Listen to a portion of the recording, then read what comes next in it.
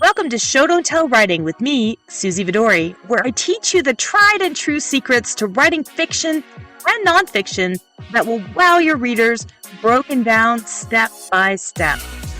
This show explores writing techniques, shows you a glimpse behind the scenes of successful writing careers, and coaches writers live on their pages so you can learn and transform your own storytelling. Whether you're just starting out, drafting, editing, or currently rewriting your first book, or maybe even your 10th, this show will help you unlock the writing skills you didn't know you needed, but you definitely do. I'm looking forward to helping you get your amazing ideas from your mind onto the page in an exciting way for both you and your readers, so that you can achieve your wildest writing dreams while having fun doing it. Let's dive in.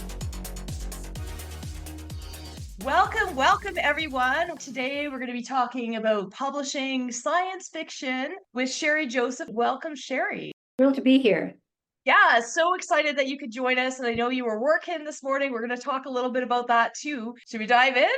Go. As I first met Sheri, I had to look this up in 2022, and she was hoping to publish her science fiction novel with She Writes Press, their Spark Press imprint, and which is a hybrid publishing press, and we're going to talk a lot about that today. And they matched her with me as a coach because they asked her to revise her book, which sat, I think it was 117,000 words. Was that what it was originally? At least. Something like that. Yeah, I At think it was least. 117,000 words, and they said 100 max. And we can talk about that too. I want you guys to ask that question because they get that question all the time. And they hope that I could help her figure out where to do that, right? And so supporting Sheri through 2 rounds of developmental edits on her book was an absolute joy because her ability to take feedback and make her book stronger was actually unparalleled, Sheri. That book just, I mean, it was good before, but it became absolutely amazing. And you should be so proud. And that book coming out this September, it's brilliant. So Sheri T. Joseph grew up in a New York beach town until her family relocated to San Francisco. She went to UC Berkeley, received a JD from UC Law San Francisco, and studied economics, geography, and creative writing. She is passionate about the need for housing and serves as executive director of a nonprofit corporation that supports creation of affordable housing for families, veterans, refugees, and vulnerable populations. Thank you for doing that work, Sheri. She's also a trustee for Homeward Bound, a provider of homeless services and housing. Sheri and her husband have 3 adventurous children, a one-eyed lab named Bailey, and live in Marin, California. Edge of the Known World is her debut novel. Can you tell us, Sheri, just before we get started, what is Edge of the Known World all about? I appreciate everything that you said. One thing that I would add to it is that kind of starting backwards, I had sent you a list of kind of new, very exciting news for me that it had been entered in something called the American Fiction Awards. And 2 days ago in multiple categories, because we could talk about this a lot, especially for people who are trying to get published. For me, one of the biggest problems and issues was that I had written a kind of unplaceable book. I never thought of it as science fiction. To me, it was fiction. It was speculative fiction. It was a near future. It had a lot of different elements in it. But science fiction becomes a catch-all for things when you don't know where else to put it. And maybe it's, not completely current day based. So it ended up being labeled sci-fi, which was a real problem. But it just got, in this American Fiction Awards, it got entered in multiple categories. And it won Best Novel in Best New Fiction, in Best Political Thriller, Best Techno Thriller, Best Science Fiction General, and got a finalist in the one thing that I had submitted for, which was cross-genre, of all the funny things. So I just wanted to kind of open that with the problem of trying to label your work and the problem of where that fits in the publishing world and why that kind of led me in some ways to the hybrid publishing, kind of working backwards from that. Because a lot of us have books that are truly mixed things, especially your first book, when you don't know enough to know that you need to be appealing to a specific target audience, which is the best.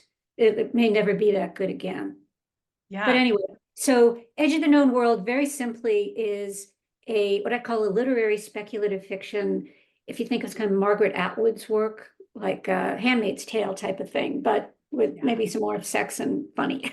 So on that, but that type of More thing. So to sex the than The extent it's Handmaid's Tale? There's a lot of sex in The Handmaid's there Tale. is, that's actually right. I take it But back. that doesn't really, yeah, not that kind of sex. Yeah, but it's really sad sex, right? Yeah.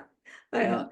So, but when you talk about it's science fiction, but it's not science fiction, people don't know where to place it. It's not Star Wars, it's not aliens, it's not apocalypse, it's not that kind of thing. Basically, it's about a refugee girl who in the near future who's a hoot. She's brilliant, she's funny. As far as she knows, she is born and raised from a small town in Texas. And she finds out at 16 that she actually was adopted and was smuggled in from another country, and that we have a big Cold War with, and she's basically an illegal refugee. And the problem is that this is an era where genetic screening tests, exactly like what we all do with 23andMe and Ancestry.com, we all use that for Christmas presents and everything.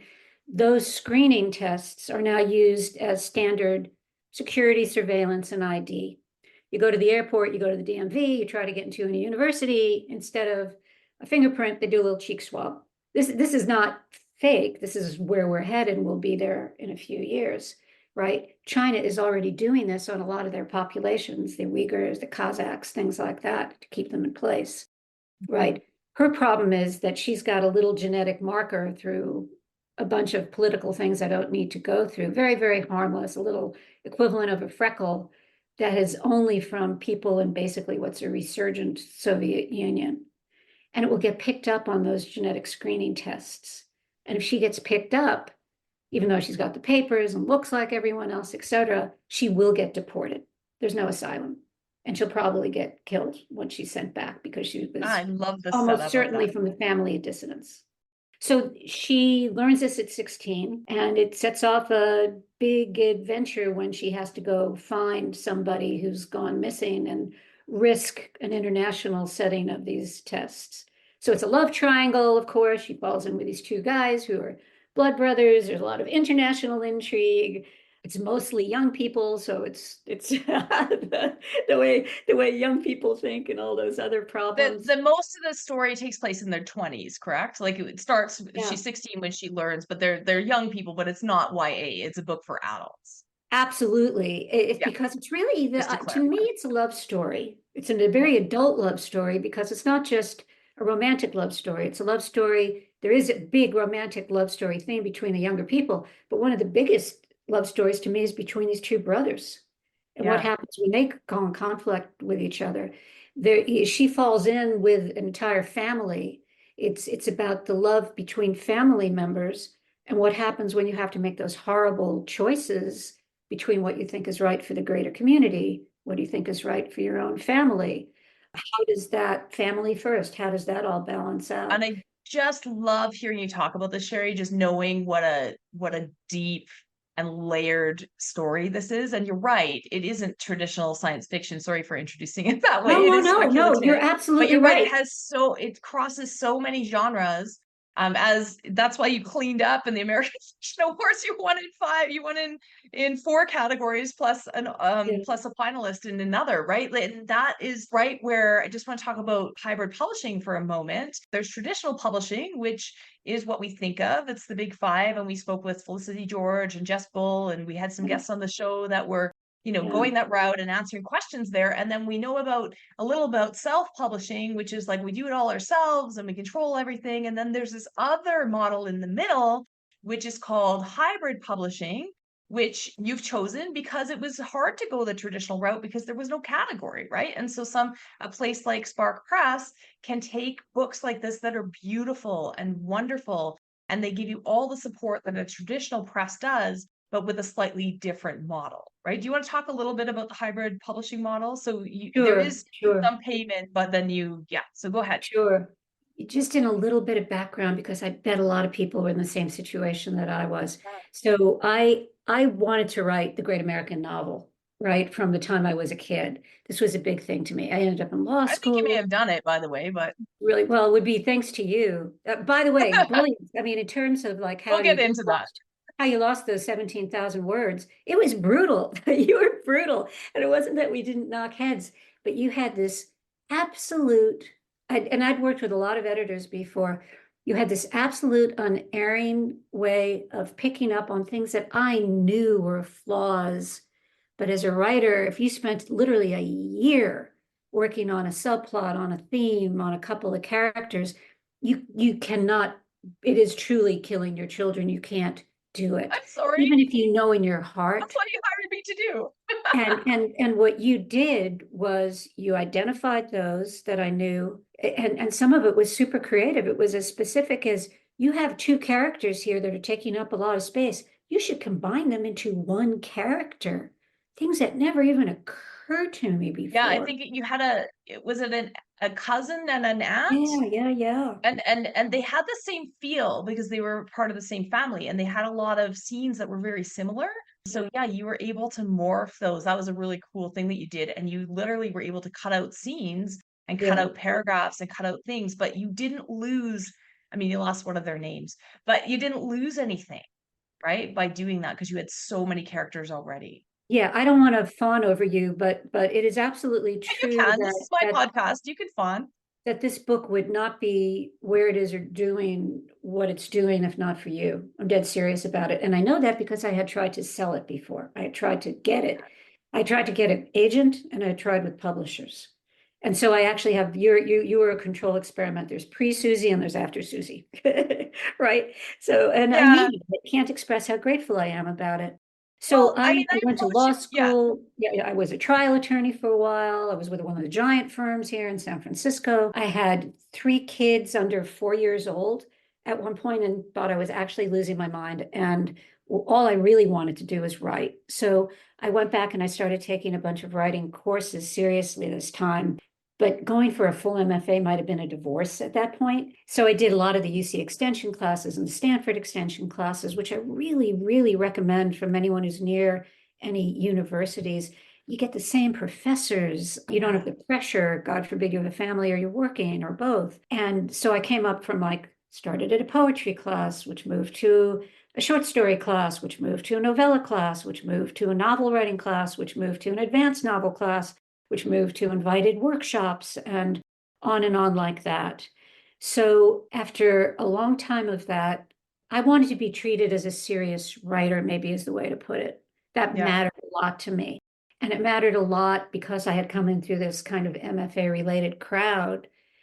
Everything was benchmarked and gauged by whether you could get an agent in a traditional publishing contract, ideally with a Right. big one. And what I ran into was probably multifactorial, but I think probably realistically the biggest one was a combination of a book that was kind of unplaceable before you was definitely too long, right? Yeah.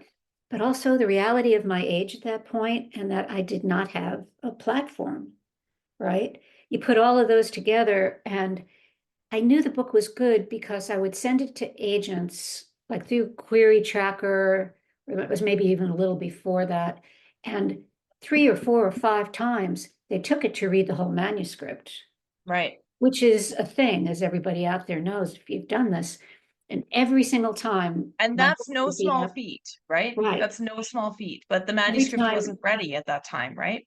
that's exactly right. What would come back is, I love it. I think it's a compelling story, but my team here doesn't think we can sell it because if I kind of didn't have in mind so much that all of the agents are doing is selling to publishers, right? And if they don't think they can sell it pretty easily, there is zero motivation for them to be doing it unless you have a particularly unusual story, or honestly, probably unless you're young and they think they can really work with you and develop you. So Yeah, I and didn't. Go ahead. bookstores and traditional publishers have shelves that certain things sit in, right? And if you don't fit that mold, That's right. that's why it's neat. That's why self-publishing is an option, but hybrid is also an option because you do pay up front, and but then you get to keep your royalties. But they can do a lot of the heavy lifting. And I just want to differentiate too, just in terms of hybrid presses, because there's lots Yeah. of presses that call themselves a hybrid press, Yeah.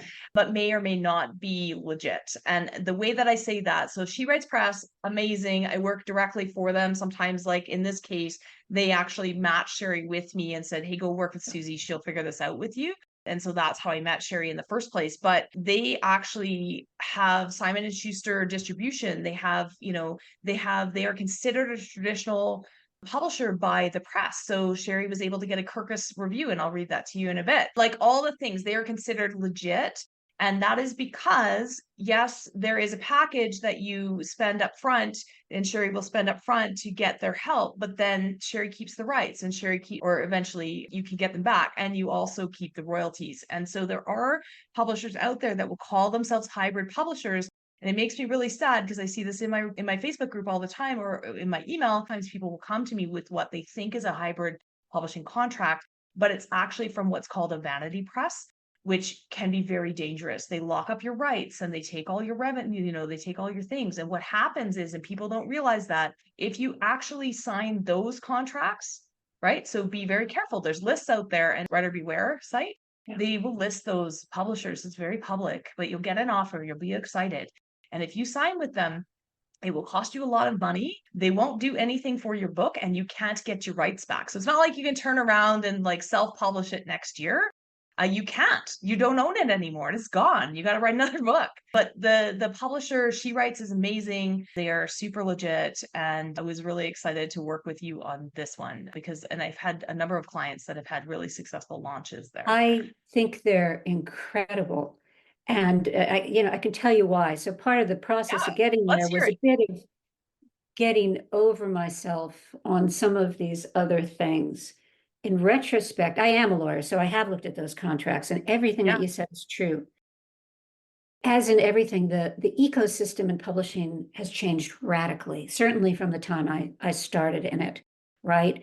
And if you wanted to go with the big four or the big five, you're either a celebrity or you have a very different level of platform and social media and all of that type of stuff. The world has really changed.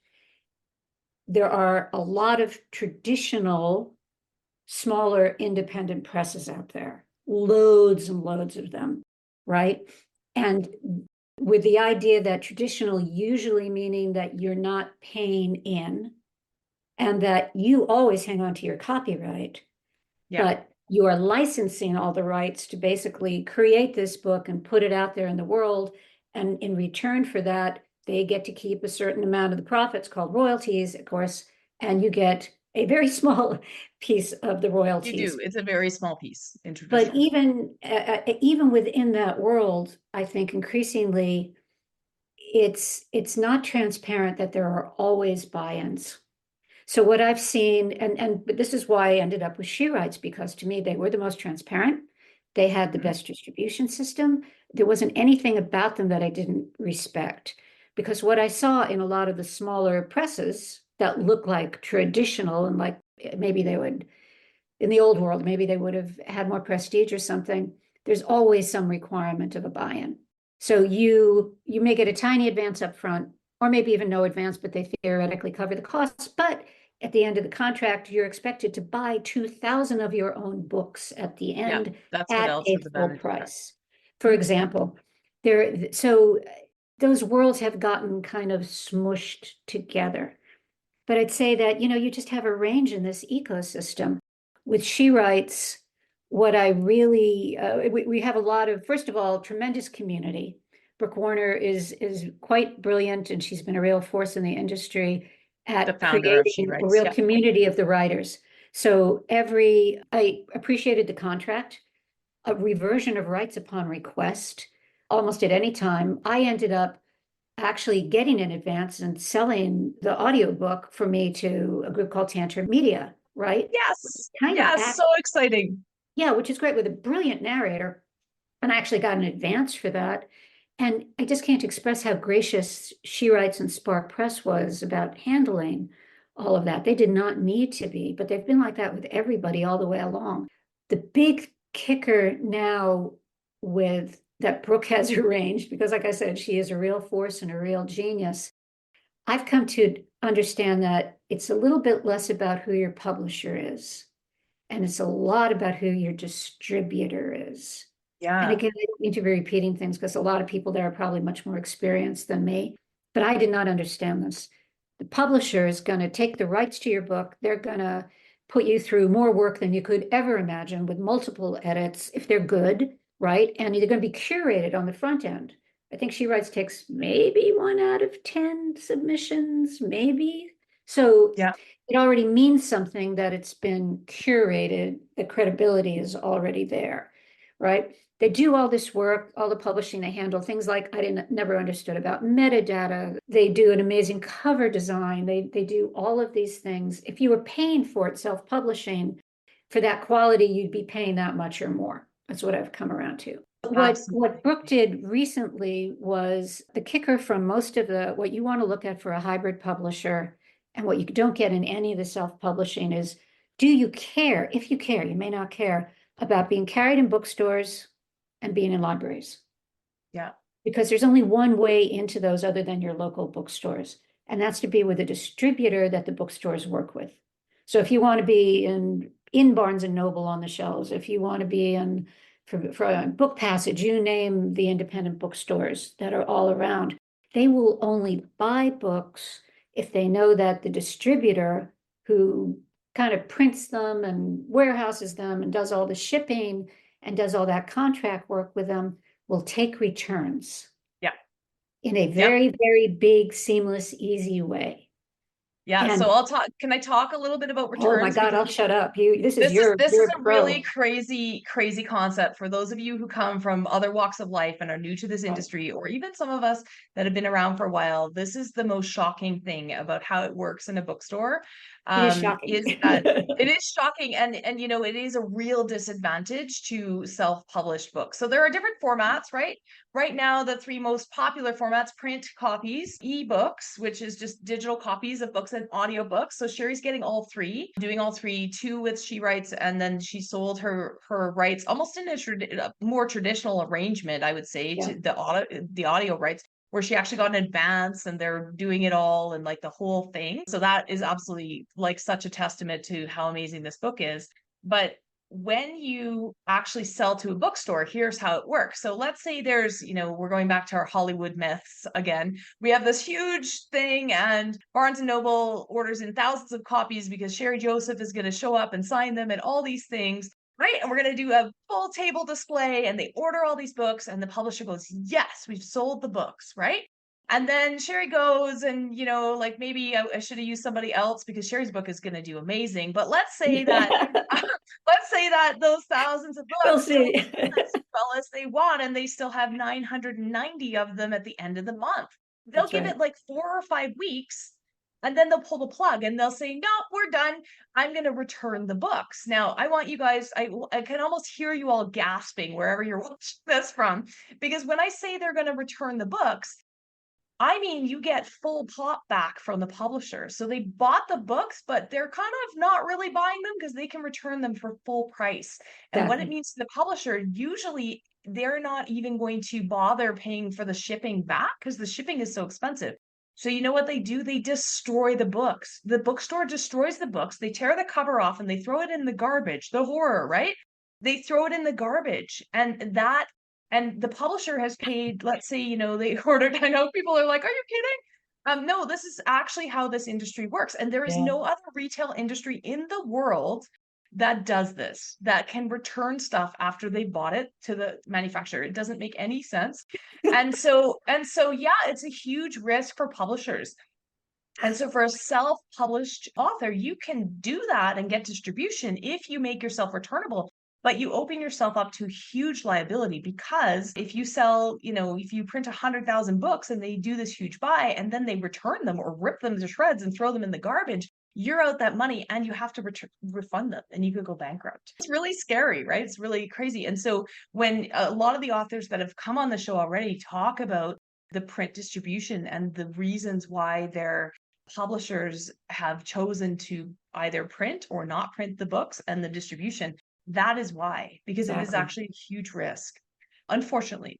There's also print on demand. So you could still sell a print copy if you're self-published, or if you're with a publisher who doesn't accept returns, because smaller publishers, a lot of them don't. And you can also do commission sales. So you could buy them. Sheri was talking about vanity press that might make you buy 2,000 copies of your own book at full price. Then you could put them in the store, but the store will take 45% of the cover price. So if you're paying full price, you're not making a dime. You can put them on commission on consignment, and then you can go around to all your local bookstores and put them in and then go pick them up, and it's a huge pain in the butt. So that's why there's an advantage to hybrid if you want to be in bookstores or in libraries, because they do, some hybrid presses like Spark Press, which is a division of She Writes, have that distribution and the advantage of traditional. Right. So what Brooke did was there was another group, PGW, that did that form of distribution. And so it was legitimate and credible with the bookstores. So Spark and Spark Press and She Writes have been in bookstores forever. But Brooke got successful enough that it attracted the eye of Simon and Schuster, which realized there's a lot of money to be made, not just in Simon and Schuster published authors, but in all of these independent presses, including the top level hybrid presses that have real records of sale. So Simon and Schuster's distribution arm opened up to a variety of independent publishers, including a few of the hybrid ones, not all, and I don't know what the qualifications. I think it must have something to do with how many sales they have per year. So now Simon and Schuster distributes as of this August, starting with my cohort, our books. And the impact of that, face it, just even the brand name, it has been really pretty astonishing. So it doesn't have to be Simon and Schuster, but I would urge everybody that when any independent press, hybrid, what they call traditional, whatever, in this day and age and the economy and everything, you kind of need to look behind to what the distribution scheme is. Yeah. And again, I've got hats off to the authors who are doing romance things that, they're selling them directly through Amazon, and they've got a social media empire, and they're selling hundreds of thousands of dollars of books. They're incredible, right? And that's one way to go. So it's really is, God, I hated it when people said this to me, but you really do have to kind of figure out what matters to you. Yeah, there's lots of choices, right? And somebody, Bonnie said in the comments, did I miss this? Is Spark related to Ingram Spark? No, it is not. Super confusing. Yeah, super confusing, but no, Spark Press is just one of the imprints that handles, and I hate to even say science fiction, but or speculative fiction. So Sheri, within She Writes Press. There's She Writes Press is a publishing house hybrid, as close to traditional as you can get, right? That was initially only women. So there's a lot of memoirs, a lot of things. And Brooke Warner really wanted to create a community of sisterhood because she had left one of the big publishing houses, and she was really unhappy with how things were chosen and how commercial it was. And a lot of women were getting left in the dust. So she created this publishing house called She Writes. And then they opened up another division that's co-ed. And in theory handles a little more commercial rather than a lot of the memoir and things. But I don't see a whole lot of difference there. And they're fully joined in every way, shape, and form. But one is still called She Writes, and one is called Spark Press. So I'm on the Spark Press side, but it seems like a pretty solid fusion at this point. Ingram Spark is a different, Suzy, you would know better than me, but they're a distribution system. Right. And so many, not a publisher. Exactly. And you can get on, well, they can also be your publisher. They're not exactly. If you're self-published, you can use them to print your books. You can use them to distribute your books. You can use them. The big ones are Ingram Spark, or you can go direct through Amazon, or you can use Draft to Digital, which sort of, again, is another direct distribution channel. Okay, awesome. So this is great discussion. Thank you for sharing all of this. I love that your legal background will help with some of these nuances, because this is a tricky thing, right? When you become a writer, you think about writing a book and you don't think oh my gosh, I have to run a business around my book. It's a little bit daunting. You just put your finger on it. I had no flippin' idea. I had no flippin' idea. And I run a business. I'm the executive director of an affordable housing nonprofit, I mean, that does, really large, it finances really large developments. And I thought I kind of knew something about the business world. I knew nothing. I knew Well, this nothing. business, to be fair, the publishing business is changing so quickly. Number one, the traditional piece of it is very antiquated and very strange. It's very different from many other, and it's very slow. I'll also say that the pace in the writing world is not like anything I've ever experienced. I worked on Wall Yeah, Street. I worked in China. Like I work like in factories in China. right. I work at a totally different pace, and so to like wait months or to have people take a year to get back to you or something like what? So there's a lot of things about it, but it is changing. Yeah, Hybrid publishing is part of that change yeah, and big part, big part. part of the exciting part of that change, but also it means that it's changing so quickly that no one person in this publishing industry, not me, not Jenny Nash that came on the show earlier, not, not anybody that's an expert in the writing world, not Brooke Warner, we can't keep up. And so we need these communities. And that's what I love, Sheri. You're talking about the fact that you're banding together with the authors there and you're learning together. And that's why I have this Yes. inspired writing community and all these things, because we need to share, because we can't learn everything. It's impossible. No, you could, but you can paint your own house. You can do a lot of things if you have the time and But energy. you And for could a lot in of your people, that niche, might right? be You something could that in your interests them. niche. Yeah.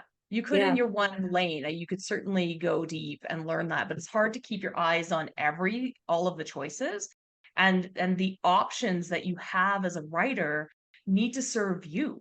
Much like when you decide what it is that you're going to write, we don't want to just write to market. We don't want to just write this or just write that. It has to come from your soul or it's going to be flat. But when you choose a yeah, publishing direction, you need to think about, well, what do I like and what do I want? Do I care about being in bookstores or not? And there's many, yeah, many people, especially in some of the genres like romance and mystery, where you can just solely publish, and I say, yeah, not just, but absolutely. you can do it solely on ebooks. There is such a huge community. And You keep could make everything that you earn, except for Amazon. absolutely. Yeah, Absolutely. yeah, absolutely. Because there are readerships in those genres that will carry you.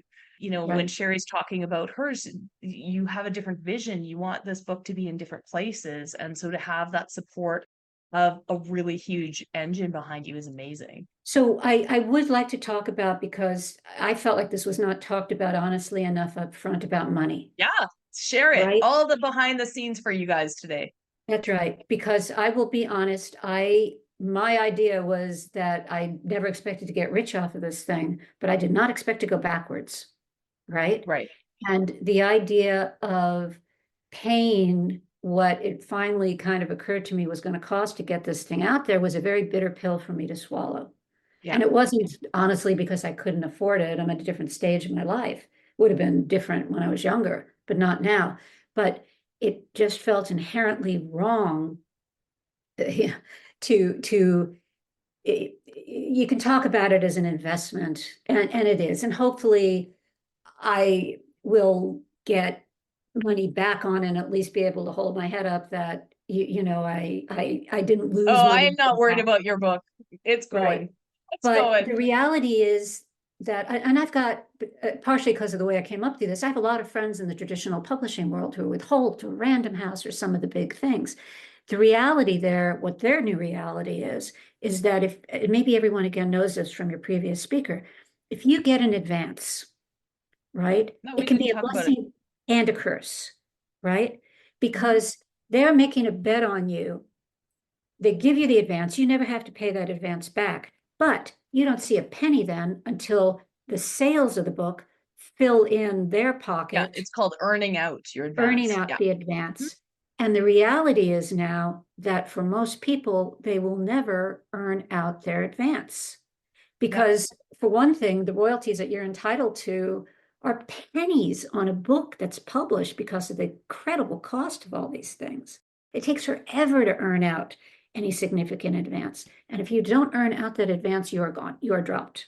Yeah, right? exactly. And so the expectation is completely different. If you go That's exactly into a publishing contract or agreement with a publisher and they're like, all right, well, you're new. Well, let's just see how you do. And you don't have an advance. Anything you do for them, they're so happy. Right. Like, exactly. and so you could sell, 1,000 books and they could be like, that's great. Let's take another. That might be a little bit low, but you don't have to go nuts. But if they give you an advance that you won't earn out until 100,000 books and you only sell 90,000 books, you're in the doghouse and you're done, right? And so Not there's only this you, pressure. the presidents of the publishing houses, the one at Simon and Schuster's had just rolled. Yeah, It was 2 and 3 years because they right. made big $1 million bets on people that didn't earn out advances. Yeah, yeah. And Deb was asking, isn't it expensive to go with She Rates? And I think you've already It addressed that, is, Sheri, is that it is. And so the hybrid, it's like I definitely talk is. about this, even that with my own services, like paying for editing and things like that. And there's a way to do it that you can do it all yourself. Yes. And then there's a way to do it that's going to cost you money and save you time and probably end up with a better product. I like to talk about book coaching as like it's definitely more expensive to work with a coach all the way along than to get me to edit it at the end. However, it's the Cadillac version, right? And you're investing in yourself. And when Sheri talked about investing in university courses and other things, you got to kind of think of it like that. And then hopefully that will all work out. It's hard to see that ROI because your life, Sheri, will change. I'm always a broken record when I say this, but your life will change having written this book. And I know we were talking as we were waiting to go live today about, you're not really sure yet how that's going to go. Like you're still working and all those things. But what you really want to do is like invest in your writing and make that into, or maybe you don't want to do it. I don't know. You don't know yet, right? But you don't know where that's going to go. So it is an investment in yourself for sure. And there are It's a other really different tough ways to one do it. because I live in a world, and Susie, you're from this world too. I live in a world of ROI. And Mhm. I don't know. Return on I investment. kind of think return on Yeah. investment. I think that if I love what I do and it feels like it matters, so I'm lucky that way. I don't think I would ever stop it because a lot of my motivation to write comes from the stories of people that I deal with, Mhm. refugees and all the rest of it. So I don't think I would ever really stop it for that because that's what makes me tick. Everybody's different, but God knows this warrants a full-time job. The thing that was also very hard for me getting into it with a hybrid or with anything was that no one can tell you any evidence-based of what is going to help you sell books. It sounds nuts. More Facebook ads, more Amazon ads, more social media, more this and that. There's no evidence-based anything on what drives a book other than maybe you're a It works for some kid, people. Yeah. And teenage that's what I kid getting on TikTok and asking for a pity TikTok that goes viral for their poor mother who spent 15 years working on a book. I would be all in favor of that. I am so up for charity and pity and all the rest of it. I'm good. But yeah. no one really knows. So it's just a hard thing to get your head around. What I ended up doing was I compared what, for example, She Writes, which has gone up in price a little, what it would cost to do it through them, as opposed to if I wanted to self-publish and create a team around me that Yeah. would get the same kind of result. And to me, the numbers weren't all that different. And Yeah. so to me, that was a pretty easy decision because of the distribution and the support and talking. I talked to And the 10 truth is, authors even if who you I, self-published and hired a team, that that's exactly distribution it. or the audio book deal that you ended up getting, all of those things would be difficult. That's All exactly of those right. things would be difficult. And, even down to the science behind your beautiful cover, which we're going to share. But I think it Okay, does so matter to talk honestly about the money because it's a huge obstacle for so many people. it is. But there are other ways, but then you have to do that work. And, writing the book is a piece of it. And then there's all this other stuff, right, Yeah. that you don't expect. So I love Sheri because you're so methodical. You've run, businesses before or all of these things. You've got some big time jobs in your back pocket. And so I know that you did your research and you're like, okay, well, this worked for somebody and not for somebody else. It's really hard to know. And it's kind of like writing your book and choosing that. I like to say, definitely learn from people and look at what they're doing, but then do what works for you because you have to sustain it over a long period of time. A And for long me, like time. I talk with a lot of fellow book coaches and they're like, oh my gosh, Suzy, why are you doing this? What they, because I love you guys, but why, but I love doing events like this. And I love talking with writers and I love meeting all of you and answering all of these questions. And because it's helpful. Right. And so that's how I designed my business. And so that works for me, but it wouldn't work for somebody else. And I would say the same thing when you're deciding how to market your book. You need to figure out there's 1,000 things you could do, some which might work and some which might not. And there's no proof. Like Sheri was saying, it's not like, you invest this, you get this back. Over time, you can figure that out for your own audience, but it's hard at the beginning. So Sheri, all that being said, you've got a launch coming up. September 3rd is the date. The book is available for pre-order, by the way. What have you decided to do for your launch? Like what I'm having so kind of much fun. so this? I'm super excited. The good part about being new about this is that I can ask really stupid, naive questions and kind of get away with it, right? Yeah. And so I've got a There book. are no stupid questions, by the way. Yeah, There are no you know stupid me well questions. enough to know better than that. So it's again hard to figure, like doing book tours sounds like a lot of fun, but does it really sell books? So I got convinced that it actually adds to your author platform in the sense that somebody Googles your name and there's a couple of pages of stuff with you in it. And those things tend to add up and matter, like a They do website add. mattered big time, more than I would have ever expected. So I've got it's all kinds of social media, which is a misery for me. Go follow this was Sheri on just a, social media. Help her out. Comment on something. I don't know. oh, oh yeah, it's all for someone like Support her. me. I mean, I may have a few hundred followers. Eventually, I may, God forbid, get up to 1,000. It doesn't matter anymore. You can read everything, you know better than anyone. For if you're a big publisher, you're looking at 150,000 followers and anything minimum to even attract your eye. So the real trick for somebody like me is, can I get enough people who like my work and care about it to repost? To spread it from other people that do have bigger followings because they're younger, right? And just do that more. My favorite thing right now, I've got an 18-year-old, I call her my beloved minion from a local university who's handling TikTok for me, right? And she actually asked for the other day, so that this put it in perspective for me, the audience that this is going to, because there's a lot of love angles in the book. She actually wrote to me and asked for just a very simple list of the page numbers of all the sex scenes. And that's gonna be your TikTok? I love it. I love That's it. what she's going to concentrate on, apparently, for this. That's awesome. Yes. And it's funny because we've had romance authors on the show and Yeah. like I think of that and I've read your book and yes, there is like there's romance in it, but I wouldn't have thought of it as having like these big, but of course it does, but it's not the central piece of your plot for sure. But I No, love no, that. to me, it's really built Sex into the sells, right? characters, and a lot of it is for humor, actually. But anyway, in terms of social media and knowing your audience and what you can be effective in, no, I am not going to be effective in pushing sex scenes in TikTok. I'm not making little reels I about don't think that things. would represent the you're gonna get the wrong reader for that. But I do have Who knows? Who and knows? yeah, I do Who have to knows tell you anything? And that again, I'm not talking about reading out loud sex scenes, but she wanted the romance stuff, and she did ask specifically for that. And she knows the audience there. So that's yeah. not my audience. That's the Yeah, point. well, let's see what happens with that one. I'm gonna go check out that TikTok. But I gotta tell you, having done two, so I don't always get the opportunity, but in this case, I actually got the opportunity to do 2 times the developmental edit because I didn't meet you at the beginning. We didn't coach through it.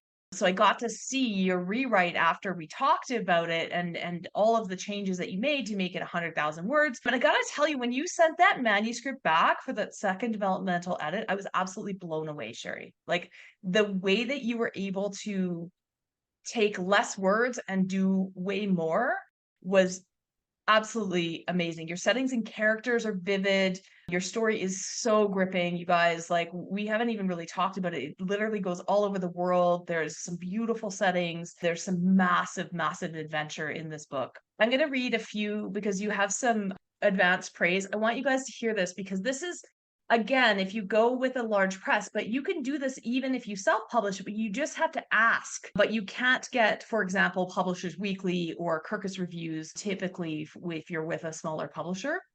But listen to what they had to say about Sheri's book, because I want to tell you. Okay, Publishers Weekly Book Life said, in this smart, multi-layered debut, Joseph constructs a thoughtful dystopian near-future adventure, complete with genetic screening, international thrills, playful wit, and a welcome touch of romance. Throughout, Joseph's vivid world building and her scarifying descriptions of an oppressive state never detract from the psychological drama of those convincing, complex characters. Like, who wouldn't be thrilled to get that review? I'm going to read it out because you probably saw it, Sheri, and I want to see your reaction. Do you realize how good this book is? Because that's where it starts. I mean, we can talk about publishing until we're blue in the face, but making the book good is what's getting this reaction, not because you bought, not because you went with this hybrid publisher. I don't think you Or ever this one. really know. Sorry, go I ahead. think I thought there was something there, but it wasn't until that second edit with you truly that I kind of went back at some point and read it when I'd put it down for a few weeks and picked it up and realized I would be excited to read this. And before that, it was so much in my head. We all know what that is, right? So Yeah. it was your feedback. It is a funny thing, like winning these awards 2 days ago, which is a Yeah. thing now. And this is the first, the Yeah, book's not even out yet. I haven't yeah, even read it's the on other two pre-order. reviews that I want to share. I can say honestly, it wasn't that, and a friend was saying the same thing. It wasn't that I felt excited or thrilled about these rewards. I felt this massive sense of relief Yeah. because we're all nut jobs. I mean, who locks themselves in these rooms for years at a We're all time? nut jobs, guys. You heard it from Sheri Joseph. We're all nut Truly, all the jobs. other things we could be doing with our time and our life and everything. And instead, we're locked in these rooms away from people we love, writing and kind of why. Usually, there's nobody shaking us and demanding that we tell these stories. So, to get any validation that maybe I'm not crazy it actually feels more like a relief than anything else, which is funny Yeah. but true. Okay, I'm gonna do some more, and I hope I'm embarrassing you. It's great. Okay, Sheldon Siegel, New York Times best-selling author of Special Circumstances, wrote a review for you. A stellar debut, deftly plotted and expertly executed. Joseph takes readers on a compelling and frightening tale. Alex Tashin is a character worth rooting for. Highly recommended. Or Kirkus Reviews. The skillful writing makes the book a worthy read. Okay, you don't get that kind of praise without the work that you put into this. So I just want to really just commend you. I'm so excited for this to come out. Sheri, we're going to flip into a couple of questions. We got just about 10 minutes left. We're going to flip into a couple of questions. But before we do that, do you have a short answer that you can give us? What's your best advice for all the writers on here? What's your best advice for them? Oh, I think the best advice is don't fall prey to groupthink. Be really true to your own voice. I think that the books that really stand out have a unique, very personal voice. And one of the reasons that I ended up leaving the workshops and everything through all of those programs is I think there's a real slippery slope to trying to please everybody. But don't do that. Stick to your guns about what makes your book and your story sound like you. I think that's really, really important. And then also, once you've done that, though, understand that this is what took me so long and that you helped me get there. You can write exactly what you want, and your mother will read it, and that'll be great. So you have to be willing to let people who really know what they're doing come in to shape it, to take it out to the public. Yeah. So there's the kind of the part A and the part B, and you have to find people that you trust, like I found you, who allow you to keep your voice but make it I better. will But that doesn't never, come until yeah, pretty far down the road. I will never impose or ask a writer to squash their voice because I Right. know I've seen it so many times. That is going to be the magic. And a lot of times when I get a manuscript the first time, I can't hear the voice. And I would say that, the draft, I could see glimpses, but it's like, okay, and then we have a conversation. What is it that you're trying to do? It feels like a step backwards sometimes, but then you were able to bring that out. Okay, I want to write a book like this. Okay, well, that's not what you did yet. These pieces are missing. So it's always about the writer, and just trust your instincts, guys, because that idea, that beautiful idea that you have is probably amazing. But you have to be willing to listen on, okay, it's not on the page yet. I didn't get that beautiful idea from these Right. pages, right? Okay, Absolutely. amazing time. I do have one question here from Jeanette, and it says, "So one of our local independent bookstores will no longer take KDP books because they say the print copies are inferior to regular print books. Is this a trend that you are seeing?" I don't know if you can comment on that, Sheri. I can take it if you'd like. Yeah, I think that's I understand that there's print on demand, there's offset, and then there's the official traditional type of print. And I think that the print on demand per book is very, very expensive.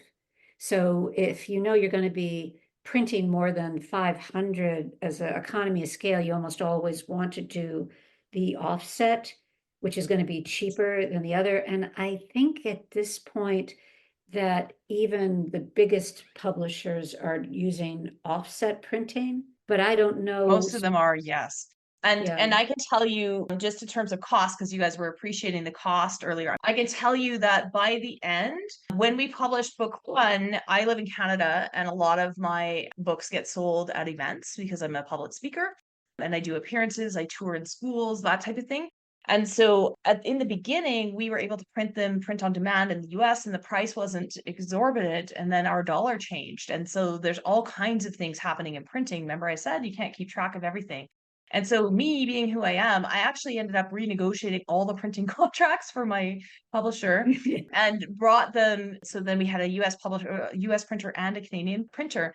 But I got it down to, so it'd be the equivalent of about 80 cents US, but really I was low. printing in the thousands, right? Because I Yeah, was yeah. selling in the thousands. And I knew, like, if I showed up to, if I had committed to this many, speak at this many conferences and do this many things, I knew how many books I was going to sell, because that's who I am. I'm a business person, right? So I could do some math and figure that out, and then pay 80 cents a book instead of $7 a book or whatever, right? And so for me, that was worth doing. Now, I got to tell you, I do have books, and because you can get caught with books, and not because they didn't sell, but because in 2020, when the pandemic hit, I stopped doing all those large events. And now that they're back online, I've built all of this, right? And I've started this community and all of these other things. And I don't go to as many events anymore, and I don't plan to. I still want to speak at conferences. I want to be talking to all the writers in the world, but I don't do as many. I only do a few school visits or residencies a year at schools, and a few tour, like I'll do one tour usually a year in Northern Alberta, where there's some schools that don't get a lot of artists that come. So in Northern Canada, I drive 10 or 12 hours north, and I do a week up there, and that's a corporately sponsored tour. But other than that, I'm not doing those large events anymore. So yeah, your plans can change, and you can look at that and say, wow, I don't want to do that, or wow, that's exciting. And you can build your writing career however you want to, Sheri, right? So I Oh, can't yeah. wait to In fact, it's the problem is too many choices. Yeah. Well, And pick it's a one or two things. I real, like to say, don't try to do them all, because you can't do them all well. Will you come back on the show in a little while after your launch and let us know how it's going? Hope you will. absolutely. Okay, amazing. So thank you so much, Sheri. Best of Thank luck with you. your launch. We're cheering you on. Thank you very Talk to much. you soon. Okay, Okay. bye-bye.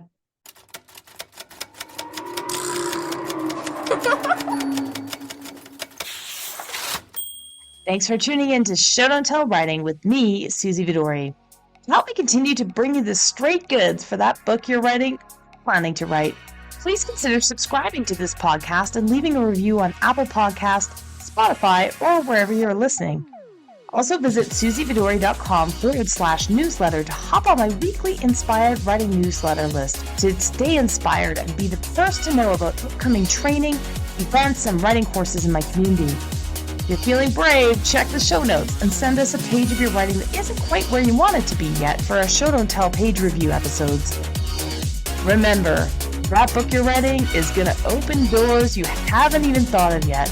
I can't wait to help you make it the absolute best it can be. If you're feeling called to write that book, keep going, and I'll be right here cheering you on. See you again next week.